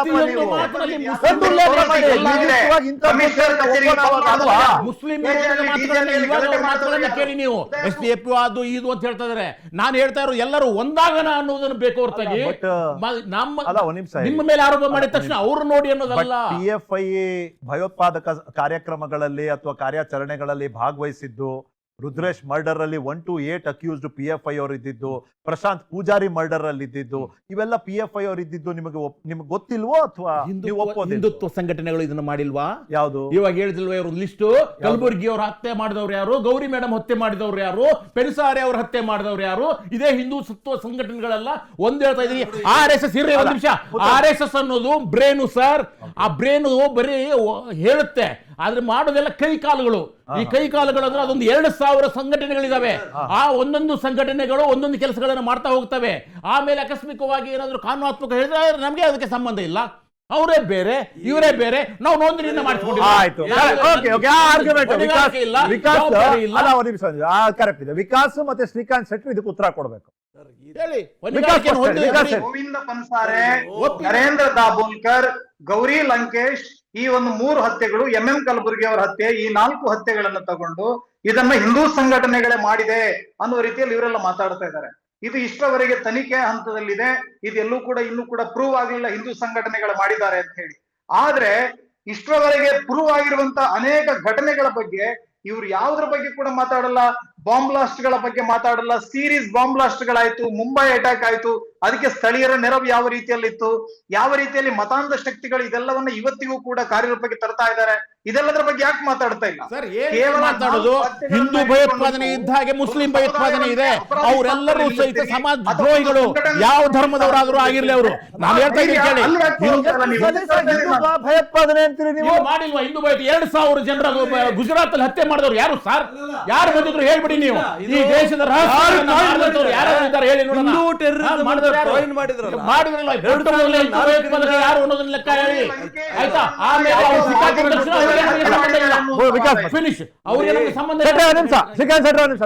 ನಕ್ಸಲರ ಮಧ್ಯದಲ್ಲಿರುವಂತಹ ಗಲಾಟೆಯ ಕಾರಣಕ್ಕೆ ಧರ್ಮಾತೀತವಾದದ್ದು. ಹೇಳಿ ವಿಕಾಸ್ ಪುತ್ತೂರೆ, ವಿಕಾಸ್ ಕೇಳಿ. ನೀವು ಮಾತಾಡಲಿಲ್ಲ ಸರ್. ಈ ದೇಶದಲ್ಲಿ ಕಾಂಗ್ರೆಸ್ ಮತ್ತು ಈ ಎಡಪಂಥೀಯ ಸಂಘಟನೆಗಳು ಯಾವುದಿದೆ, ಇವರು ಪ್ರಾರಂಭದಿಂದಲೂ ಇವ್ರ ಹತ್ರ ಸತ್ವ ಇಲ್ಲ. ಇವರನ್ನು ಜನ ಸ್ವೀಕಾರ ಮಾಡಲಿಕ್ಕೆ ಇವ್ರ ಹತ್ರ ಏನೂ ಇಲ್ಲ. ಇವರು ಅದಕ್ಕೆ ಏನು ಮಾಡ್ತಾರೆ? ಈ ದೇಶದಲ್ಲಿ ಒಂದು ಸಮುದಾಯದ ವಿರುದ್ಧ ಸಂಘ ಪರಿವಾರವನ್ನು ಎತ್ಕಟ್ಟಿ ಅದನ್ನೇ ಮಾತಾಡ್ತಾ ಬಂದಿದ್ದಾರೆ. ಕಮ್ಯುನಿಸ್ಟ್ ಪಾರ್ಟಿ ಆಗಲಿ ಕಾಂಗ್ರೆಸ್ ಪಾರ್ಟಿ ಆಗಲಿ ಇದನ್ನು ಬಿಟ್ಟು ಏನು ಮಾಡಿದೆ ಅಂತ ನೀವು ನೋಡ್ಕೊಂಡು ಬನ್ನಿ. 70 ವರ್ಷದಿಂದ ಇವ್ರ ಹತ್ರ ಏನೂ ಇಲ್ಲ. ಜನರ ಹತ್ರ ಇವರನ್ನು ಸ್ವೀಕಾರ ಮಾಡಲ್ಲ. ಇವತ್ತಿಗೂ ಚೈನಾ ಪರವಾಗಿದ್ದಂಥವರೆಲ್ಲ ಕಮ್ಯುನಿಸ್ಟ್ ಪಾರ್ಟಿಯವರು ಇವತ್ತಿಗೂ ಇದ್ದಾರೆ. ಇದೆಲ್ಲ ಸಿಗುತ್ತೆ ನಿಮಗೆ. ಕಮ್ಯುನಿಸ್ಟ್ ಪಾರ್ಟಿಯ ಈ ಸ್ಟೂಡೆಂಟ್ ಫೆಡರೇಷನ್ನು ಆ ಸಂಘಟನೆಗಳೆಲ್ಲ ಹೋರಾಟ ಮಾಡಬೇಕಾದ್ರೆ ಈ ಉಮರ್ ಖಾಲಿದ್ಗಳ ಪರವಾಗಿ, ಇಂಥ ಭಯೋತ್ಪಾದಕರ ಪರವಾಗಿ ಇವರಿಗೆ ಪ್ರೀತಿ ಹುಟ್ಟುತ್ತೆ. ಸೊ ಇವತ್ತೇನಾಗಿದೆ, ಈ ರೀತಿಯ ಸಂಘ ಪರಿವಾರದ ಮೇಲೆ ಇವರು ಗೂಬೆ ಕೂರಿಸ್ಬಿಟ್ರೆ, ಅದರ ಮೇಲೆ ಹಾಕಿಬಿಟ್ರೆ ಇವರ ಅಕ್ಸೆಪ್ಟೆನ್ಸ್ ಸಮಾಜದಲ್ಲಿ ಸಿಗುತ್ತೆ ಅನ್ನುವಂಥ ಭ್ರಮೆಯಲ್ಲಿ ಇವರೆಲ್ಲರೂ ಇದ್ದಾರೆ. ಆ ರೀತಿ ವಾಸ್ತವಾಂಶ ಇಲ್ಲ. ಇನ್ನೊಂದು PFI, SDPI ಈ ಕೃತ್ಯಗಳು ಇವ್ರಿಗೆ ಕಣ್ಣಿಗೆ ಕಾಣೋದೇ ಇಲ್ಲ. ಯಾಕೆ? ಗಣಪತಿಯ ಮೆರವಣಿಗೆಗಳ ಮೇಲೆ, ದುರ್ಗಾ ಪೆಂಡಾಲ್ಗಳ ಮೇಲೆ ದೇಶದಾದ್ಯಂತ ಬೇಕಾದಷ್ಟು ಇವರು ಆಕ್ರಮಣ ಮಾಡಿದ್ರಲ್ಲ, ಲೂಟಿ ಮಾಡಿದ್ರಲ್ಲ, ಅದೇ ಅಲ್ಲಿ ಇವರಿಗೆ ಕಾಣೋದು. ಒಂದೇ ನಿಮಿಷ. ಮತ್ತೆ ಈ ಪ್ರಿಯಾಂಕಾ ಖರ್ಗೆ ಅವರು ಇವತ್ತೇನು ಮಾಡ್ಲಿಕ್ಕೆ ಹೊರಟಿದ್ದಾರೆ ಸರ್, ಇದು ಅಟೆಂಪ್ಟ್ ಆಗಿ ಫೇಲ್ ಆಗಿದ್ದಾರೆ ಸರ್. 100 ಸರ್ತಿ ಇವ್ರು ಮಾಡಿದ್ದಾರೆ. ಆದ್ರೆ ಈ ಸತಿ ನೀವು ಗಮನಿಸಬೇಕು, ಈ ಸತಿ ಸಂಘಟನೆ ಬಗ್ಗೆ ಚರ್ಚೆ ಇಲ್ಲ. ಸಂಘಟನೆಯ ಕಾರ್ಯಕ್ರಮಗಳ ಬಗ್ಗೆ, ಸಂಘಟನೆಯ ಚಟುವಟಿಕೆಗಳನ್ನ ಅದನ್ನ ಕಡಿವಾಣ ಹಾಕಿದ್ರೆ ನಿಮ್ಮನ್ನ ಕಡಿವಾಣ ಹಾಕಲ್ಲ ಸರ್. ಈಗ ಇದು ಹೊಸ ಪ್ರಕ್ರಿಯೆ ಅಲ್ಲ ಸರ್. ಸಂವಿಧಾನದ ಆಶಯಗಳ ಅಡಿಯಲ್ಲಿ, ಸಂವಿಧಾನದ ಒಟ್ಟು ಒಂದು ವ್ಯವಸ್ಥೆಗಳ ಅಡಿಯಲ್ಲಿ ಇವತ್ತು ಇವ್ರು ಏನೂ ಮಾಡ್ಲಿಕ್ಕಾಗಲ್ಲ.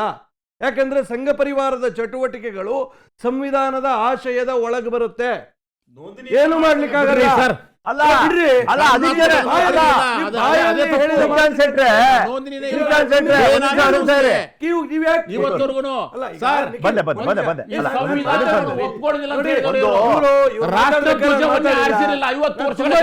ಕೂತಿದ್ದೇನೆ, ತುಂಬಾ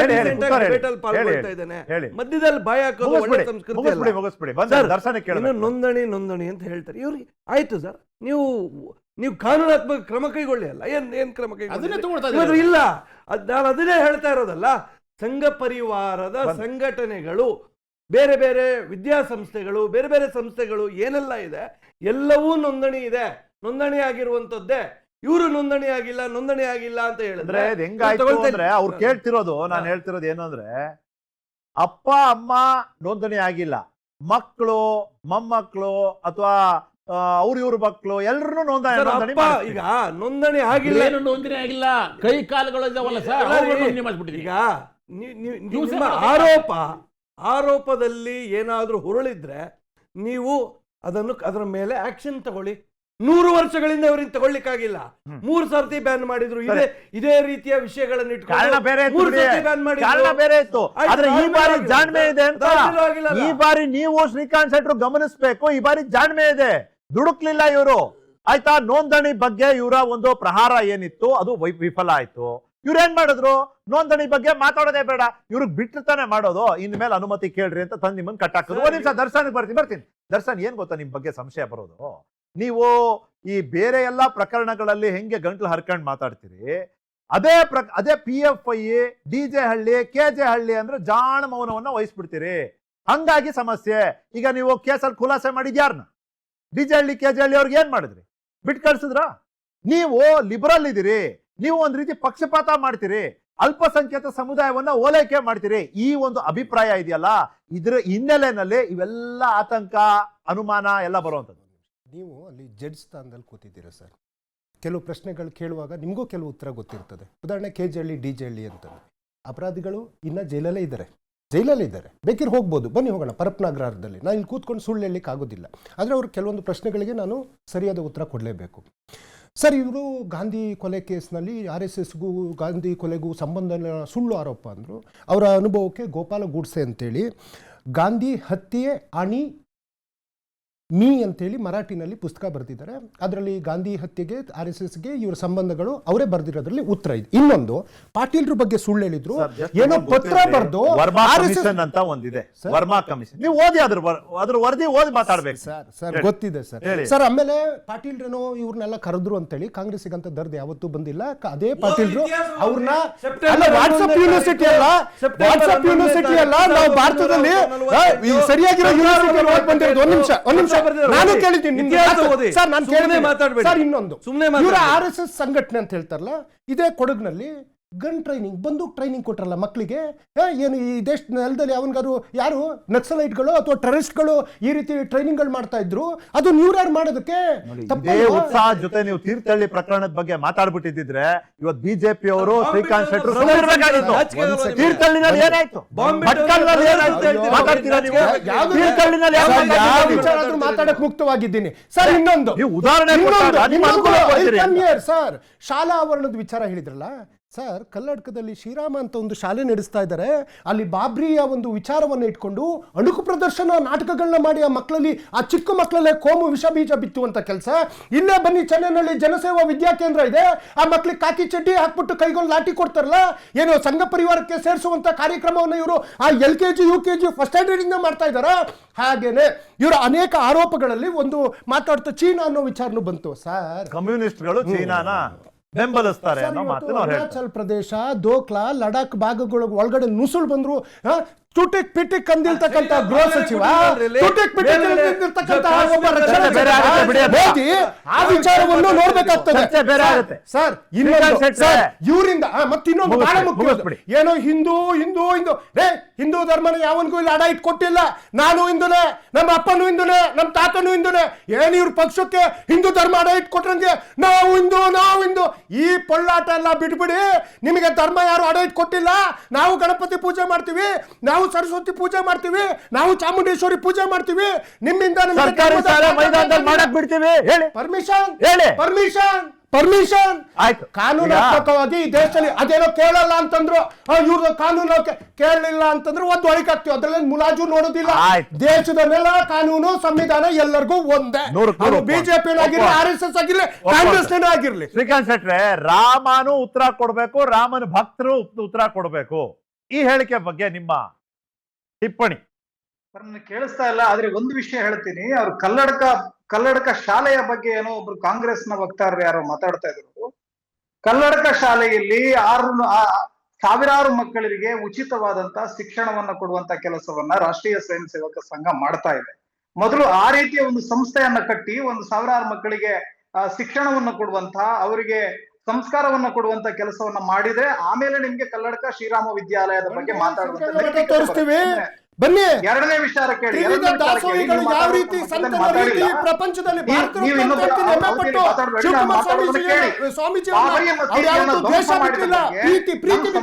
ನಮ್ಮ ಸಂಘಟನೆಗೆ ಬಹಳ ಹೆಮ್ಮೆ ಇದೆ. ಬಹಳ ಹೆಮ್ಮೆ ಇದೆ ನಮಗೆ. ನಮ್ಮ ಅತ್ಯಂತ ಅದನ್ನು ನಾವು ಶೌರ್ಯ ದಿವಸ ಅಂತ ಆಚರಣೆ ಮಾಡ್ತೀವಿ. ಯಾಕಂದ್ರೆ ಈ ದೇಶದ ಮೇಲೆ ದಾಳಿ ಮಾಡಿದಂತ ಒಬ್ಬ ದಾಳಿಕೋರನ ಹೆಸರಲ್ಲಿ ಒಂದು ಮಾನ್ಯುಮೆಂಟ್ ಅನ್ನು ಇಟ್ಕೊಳ್ತೀರಿ. ಅದರ ರಕ್ಷಣೆಗೆ ಬೇಕಾಗಿ ಸಾವಿರಾರು ಜನರ ಮೇಲೆ ಗುಂಡು ಹೊಡೆದಂತ ದೂರ್ತರ ಸರ್ಕಾರಗಳಲ್ಲಿತ್ತು. ಆ ಸಂದರ್ಭದಲ್ಲಿ 4.5 ಲಕ್ಷ ಜನ ದೇಶದ ವಿವಿಧ ಮೂಲೆಗಳಿಂದ ಹೋಗಿ ಅಲ್ಲಿ ಹೋಗಿ ತಮ್ಮ ಧಾರ್ಮಿಕ ಅಧಿಕಾರಕ್ಕೆ ಬೇಕಾಗಿ ಹೋರಾಟವನ್ನು ಮಾಡಿದ್ರು. ಯಾರ ಮನೆಗೂ ಕಲ್ಲು ಹೊಡಿಲಿಲ್ಲ, ಯಾರ ಅಂಗಡಿಗೂ ಏನು ಹಾನಿ ಮಾಡ್ಲಿಲ್ಲ. ಯಾವ ಉದ್ದೇಶಕ್ಕೆ ಹೋಗಿದ್ದಾರೆ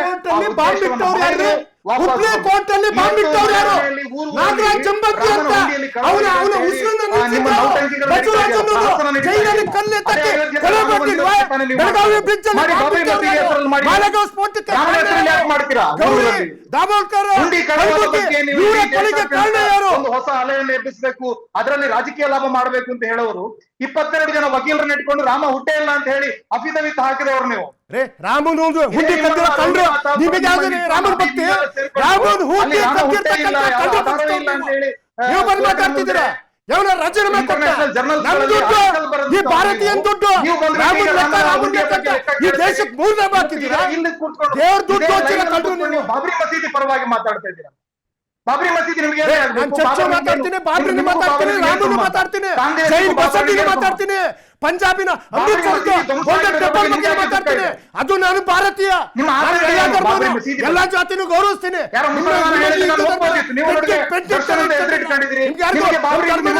ಕೊಟ್ಟಿಲ್ಲ, ಗುತ್ತಿಗೆ ಕೊಟ್ಟಿಲ್ಲ. ಬಿಡಿ, ಆಯ್ತು ಅದ್ ಬಿಡಿ. ಈಗ ಏನ್ ಗೊತ್ತಾ, ನಿಮ್ಮನ್ನ ನಾವು RSS ನಿಷೇಧ ನಿರ್ಬಂಧ ಆಗ್ಲಿಲ್ಲ. ಒಂದ್ ನಿಮಿಷ ಅದನ್ನು ವೋಟ್ ಬ್ಯಾಂಕ್ ಆಗಿ ಕನ್ವರ್ಟ್ ಮಾಡಬೇಕು. ಅದಕ್ಕೆ ಬೇಕಾಗಿ ಇವತ್ತು ಬಾಬ್ರಿ ನೆನಪಾಗ್ತಾನೆ ನಿಮಗೆ, ನೆನಪಾಗುತ್ತೆ ನಿಮಗೆ. ಒಂದ್ ನಿಮಿಷ ವಿಕಾಸ್, ಸಿಂಪಲ್ ಇರೋದು. ನಿಮ್ಮನ್ನ ಸಂಘಟನೆಯಾಗಿ ನಿರ್ಬಂಧ ನಿಷೇಧ ಮಾಡಕ್ ಆಗ್ಲಿಲ್ಲ. ನಿಮ್ ಕಾರ್ಯ ಚಟುವಟಿಕೆಗಳಿಗೆ ನಾನು ಕಡಿವಾಣ ಹಾಕ್ತೀನಿ. This is smart game. ಅವರು ಇದರಲ್ಲಿ ಒಂದ್ ಹೆಜ್ಜೆ ಮುಂದಿದ್ದಾರೆ. ಒಪ್ತೀರಾ ಇಲ್ವಾ? ನೋಡಿ ಸರ್, ಇವ್ರದ್ದು ಸಂಘ ಪರಿವಾರದ ಮೇಲೆ ಕಾಂಗ್ರೆಸ್ ಮಾಡುವಂತ ಆಕ್ರಮಣ ಬಾಬಾ ಸಾಹೇಬ್ ಅಂಬೇಡ್ಕರ್ ಮೇಲೂ ಇವ್ರು ಮಾಡ್ಕೊಂಡು ಬಂದ್ರು. 1937ರಲ್ಲಿ ಮೊದಲ ಚುನಾವಣೆಗೆ ಅಂಬೇಡ್ಕರ್ ಅವ್ರು ನಿಲ್ತಾರೆ. ಆಗಿಂದ ಅವರ ಜೀವನ ಪೂರ್ತಿ ಅವರು 7 ಚುನಾವಣೆಗಳು ನಡೆಯುತ್ತೆ. 7 ಚುನಾವಣೆಗಳಲ್ಲಿ ಅಂಬೇಡ್ಕರ್ ಅವರು ಸೋಲ್ಬೇಕು ಅಂತ ಹೇಳಿ ಕಾಂಗ್ರೆಸ್ ಪಕ್ಷ ಪಿತೂರಿ ಮಾಡಿತ್ತು. ರಾಜಕಾರಣ ಸರ್, ನಾನು ಅದನ್ನೇ ಹೇಳ್ತಾ ಇದ್ದೀನಿ. ಸಂವಿಧಾನ ಕೊಡೋದಕ್ಕೆ ಕಾರಣ ಕಾಂಗ್ರೆಸ್.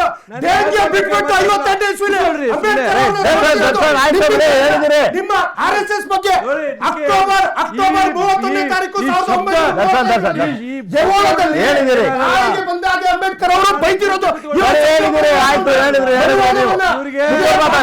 ಸಂವಿಧಾನವನ್ನ ಬೇಡಂತವ್ರು ಇವರು RSS, ರಾಷ್ಟ್ರಗೀತೆ ಬೇಡಂತವ್ರು RSS, ದರ್ಶನ್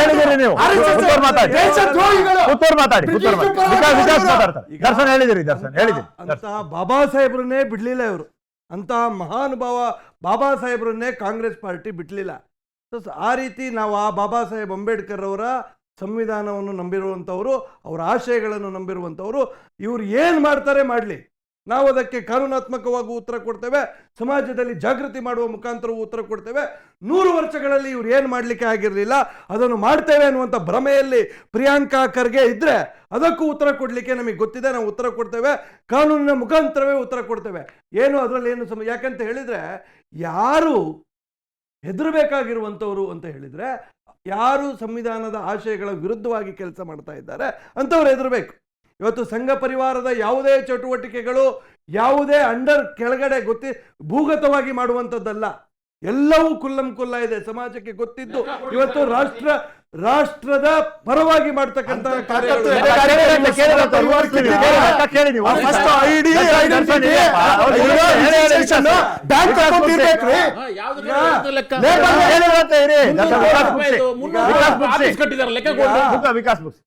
ನನ್ನ ಪಕ್ಕದಲ್ಲಿರ್ತಕ್ಕಂಥ ಇಬ್ಬರಿಗೂ ಕೂಡ ಸಂಯಮ ಸಹನೆ ಯಾಕಿಲ್ಲ ಅಂತ ಹೇಳಿದ್ರೆ, ನಿಜವನ್ನು ಕೇಳಿದ್ರೆ, ಸತ್ಯವನ್ನು ಕೇಳಿದ್ರೆ ಅದನ್ನು ಎದುರಿಸುವ ಇವತ್ತು ಸರ್ಕಾರ ದೇಶದ ಪ್ರತಿಯೊಬ್ಬ ಸರ್ಕಾರ ಯಾರ್ದಿದೆ?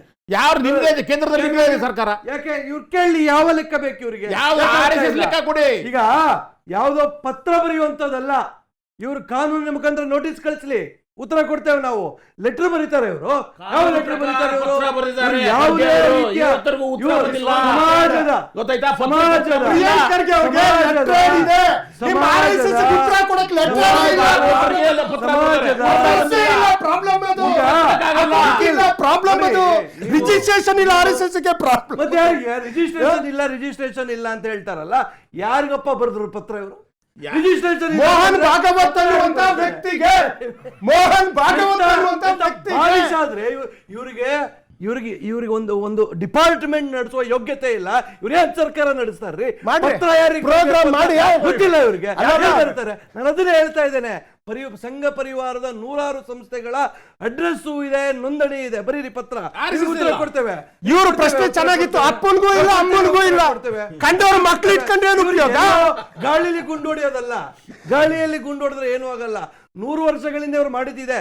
ಅಂದ್ರೆ ಇವ್ರದ್ದು ಟಾರ್ಗೆಟ್ ಆಡಿಯನ್ಸ್ ಯಾವುದು? ಆ ಒಂದು ಕಮ್ಯುನಿಟಿ. ಆ ಒಂದು ಕಮ್ಯುನಿಟಿಗೆ RSS ನಿಮ್ಮ ವಿರುದ್ಧ ಇದೆ ಅಂತ ಹೇಳ್ತಾ ಇವರ ವೋಟ್ ಬ್ಯಾಂಕ್ ಭದ್ರ ಮಾಡಿಕೊಳ್ಬೇಕು.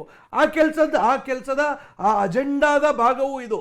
ನೀವು ಯಾವತ್ತಾದ್ರೂ ಪ್ರಿಯಾಂಕಾ ಖರ್ಗೆ SDPI ಬಗ್ಗೆ ಮಾತಾಡೋದು ನೋಡಿದ್ದೀರಾ? PFI ಬಗ್ಗೆ ಮಾತಾಡೋದು ನೋಡಿದ್ದೀರಾ? SFI ಬಗ್ಗೆ ಮಾತಾಡೋದು ನೋಡಿದ್ದೀರಾ? DK ಶಿವಕುಮಾರ್ ಅವರು ಮೊನ್ನೆ ಮುಖ್ಯಮಂತ್ರಿಗಳು ಇದ್ರ ಬಗ್ಗೆ ಮಾತಾಡೋದು ನೋಡಿದ್ರಾ? ಏನ್ ಹೇಳಿದ್ರು? ಮಂಗಳೂರಿಗೆ ಕುಕ್ಕರ್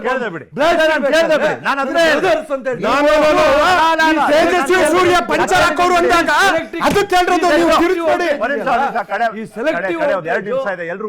ಸರ್ಕಾರವನ್ನು ಬೆತ್ತಲು ಮಾಡಿದೆ ಈ ಸೆಲೆಕ್ಟಿವ್ ಔಟ್. ಇದು ಶ್ರೀಕಾಂತ್ ಶೆಟ್ರೆ, ನೀವು ರಾಜಕೀಯದವ್ರಲ್ಲ, ಆದ್ರೂ ಕೇಳ್ತೀನಿ, ರಾಜಕೀಯ ಲೇಪನವನ್ನ ಹೊರತುಪಡಿಸಿ ನಾವು ಈ ಚರ್ಚೆ ಮಾಡ್ಲಿಕ್ಕೆ ಸಾಧ್ಯನಾ?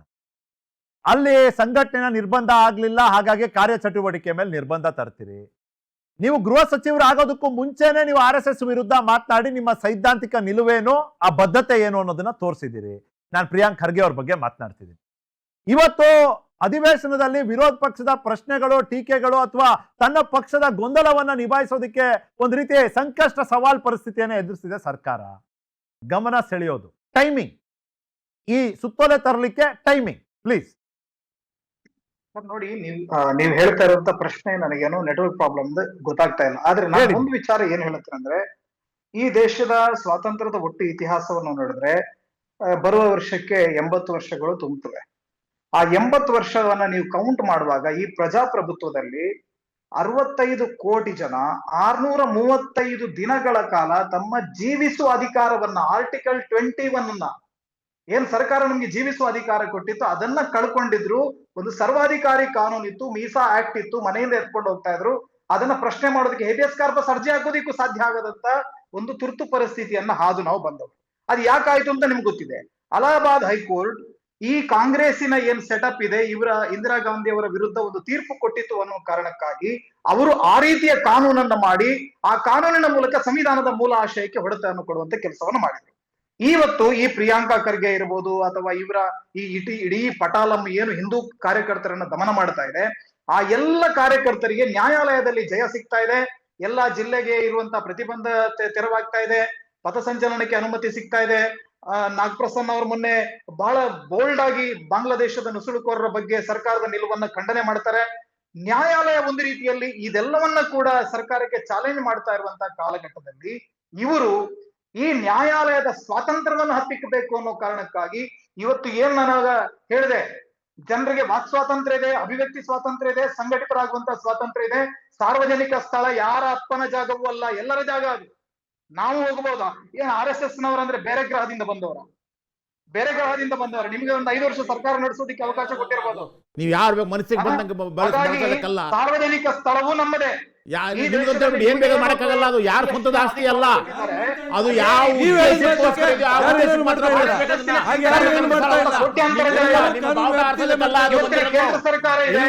ಸಾರ್ವಜನಿಕ ನಮಾಜ್ ಮಾಡಿ ಒಳಗಡೆ ಹಾಕಿ ಹೇಳ್ತಿರಲ್ಲ, ನೀವು ಮಾಡ್ಬೋದು. ಅದು ತಪ್ಪೇ.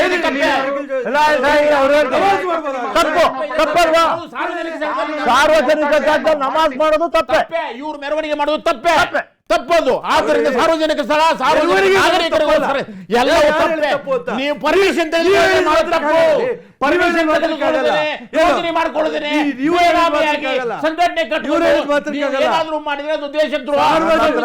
ಸಮಯ ಸಾರ್ವಜನಿಕ ಸ್ಥಳದಲ್ಲಿ ನಮಾಜ್ ಮಾಡೋದು ತಪ್ಪು. ಸಮಯ ಇದ್ದಿದ್ದಷ್ಟೇ. ಶಶಿಕಾಂತ್ ಅವರೇ, ದರ್ಶನ್ ಧನ್ಯವಾದ ನಿಮ್ಮ ಸಮಯಕ್ಕಾಗಿ. ಶ್ರೀಕಾಂತ್ ಶೆಟ್ರೆ ಧನ್ಯವಾದ ನಿಮ್ಮ ಸಮಯಕ್ಕಾಗಿ. ಚರ್ಚೆಗೆ ಸಮಯ ಇದ್ದಿದ್ದಿಷ್ಟೇ. ನೋಡ್ತೀರಿ PNS ವಿಸ್ತಾರ, ನೇರ ನಿಖರ ಜನಪರ.